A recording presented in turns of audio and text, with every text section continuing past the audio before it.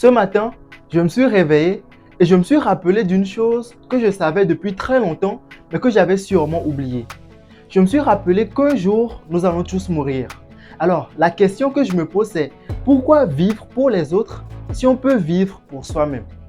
Parce que ce que j'ai remarqué, c'est que la majorité des gens, à commencer par moi-même, n'assument pas la personne qu'elles sont réellement, tout simplement parce qu'elles ne veulent pas déranger.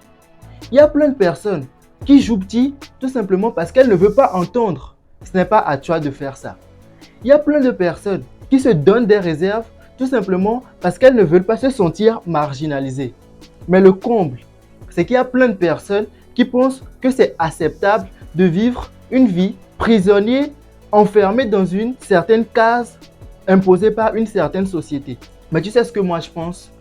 Moi je pense que ça ne sert à rien de vivre si on n'exploite pas à fond son plein potentiel. Je pense que ça ne sert à rien de vivre si on vit pour les autres au lieu de vivre pour soi-même. C'est pourquoi ce soir, nous nous apprêtons à décoller. Nous sommes partis pour faire un voyage pendant lequel nous allons vivre une vie sans regret. Nous allons vivre pour nous-mêmes et non pour les autres. À partir d'aujourd'hui, nous allons écrire une histoire, mais pas seulement la mienne, mais aussi la tienne. Nous allons écrire notre histoire. Alors, si tu as déjà attaché ta ceinture, c'est que tu es déjà prêt à décoller avec moi. C'est parti. Pour moi, une vie sans regret, c'est d'abord identifier une chose, ta mission de vie. Pour moi, une mission de vie, c'est tout simplement la chance que la vie te donne de changer au moins une chose au cours de ton passage sur cette terre. Et cette mission de vie, tu es la seule personne à pouvoir réaliser cette mission de vie-là. Et même l'enseignant spirituel Emmett Fox a désigné cette mission de vie par ce qu'une personne ferait même si elle avait des millions de dollars sur son compte en banque. C'est ce qu'on appelle le vrai désir du cœur. Et quand le cœur désire, le seul moyen de le satisfaire, c'est d'assouvir son désir.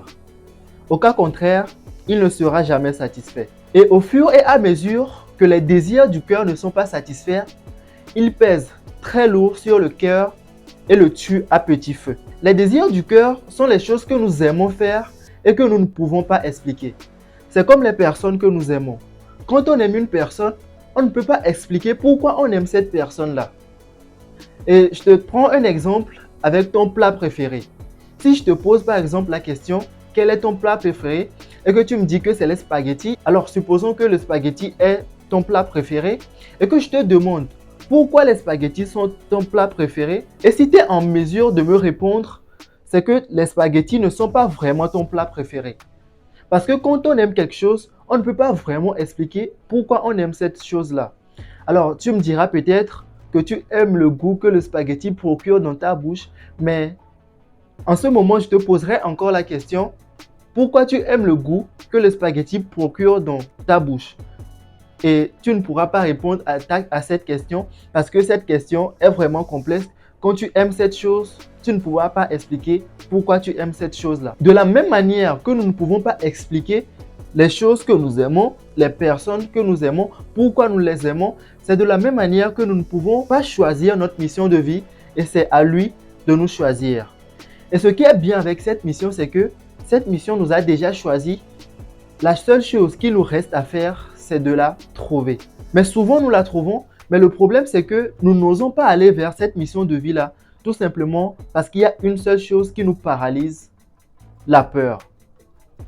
La deuxième chose pour moi, pour vivre une vie sans regret, c'est de vaincre la peur la plus répandue. Tes peurs, c'est tout simplement ce qui t'empêche d'être toi-même, de vivre pleinement et de passer à l'action pour réaliser tes rêves. Et en même temps, c'est la chose qui t'indique ce qui est vraiment important pour toi, te montre tes priorités et te rappelle constamment la personne que tu es réellement. En 2011, une infirmière australienne du nom de Bronnie Ware a écrit un livre intitulé « Les 5 regrets des personnes mourantes ». Dans ce livre, elle nous explique que pendant des années, elle a accompagné des personnes qui étaient dans les derniers instants de leur vie. Et elle a pu remarquer que les personnes mourantes qui vivaient les derniers instants de leur vie avaient 5 regrets qui revenaient le plus souvent par rapport à des choses qu'elles auraient aimé faire mais qu'elles n'ont pas osé faire par peur du regard des autres, par peur d'être critiqué, par peur d'être jugé. Et parmi les 5 regrets, on note notamment le regret de ne pas avoir eu le courage de vivre pour soi-même et non pour les autres. D'avoir trop travaillé dur, de ne pas avoir eu le courage d'exprimer ses sentiments, de ne pas être resté en contact avec ses amis de longue date, de ne pas s'être autorisé à être plus heureux. Tous ces regrets, au fait, se cachent dans une peur très répandue, c'est la peur d'être ridicule. Si nous ne sommes pas nous-mêmes, c'est que nous avons peur d'envoyer une image vraie de nous-mêmes qui serait peut-être mal perçue par les autres. Quand nous travaillons trop dur, nous avons envie de nous conformer à certaines règles parce que la majorité des gens travaillent très dur. Quand nous n'osons pas exprimer nos sentiments, c'est lié à ce fameux cliché qui dit souvent que les personnes les plus sensibles sont des mauviettes. Si tout le monde est dans son coin et que personne n'ose aller vers les autres, c'est tout simplement parce que tout le monde veut se sentir important et la personne la plus importante ne pose jamais le premier pas. Nous sommes tous malheureux parce que nous avons des standards trop élevés et nous avons une perception erronée de la réalité des autres. Et nous n'avons pas encore compris que le bonheur est un choix. Tous ces regrets ne devraient pas nous arriver si nous arrivons à surmonter cette fameuse peur d'être ridicule. Parce qu'en tant qu'être humain, derrière chaque action que nous posons et chaque action que nous ne posons pas se cache une peur. La solution, ce n'est pas d'essayer de devenir des robots en essayant de supprimer nos peurs, mais en apprenant à surmonter nos peurs. Et pour ce faire, c'est très simple.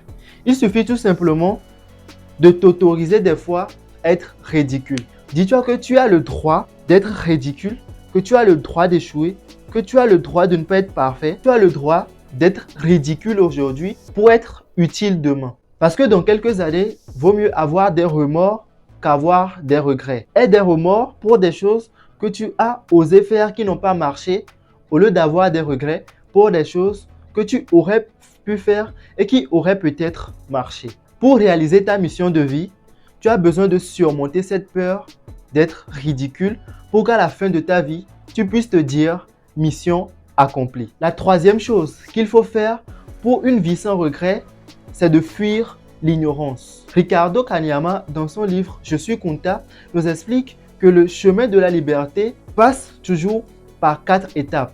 Quand tu ne sais pas que tu ne sais pas, quand tu sais que tu ne sais pas, quand tu sais que tu sais et quand tu ignores que tu sais. Pour moi, le chemin d'une vie accomplie consiste à franchir les 4 étapes. Fuir le plus possible l'ignorance et en faire ta plus grande peur dans la vie. Et retiens juste cette phrase, c'est que tout grand homme doit avoir comme plus grande peur l'ignorance parce que c'est la seule peur qui lui garantit de réussir s'il apprend à l'utiliser. C'est tout pour cette vidéo. Merci d'avoir regardé jusqu'à la fin. Donne-moi ton avis dans les commentaires. Dis-moi quelles sont pour toi les étapes indispensables d'une vie sans regret. Ça m'intéresse. Et si tu n'es pas encore abonné à la chaîne, abonne-toi, active la cloche de notification parce que l'histoire ne fait que commencer.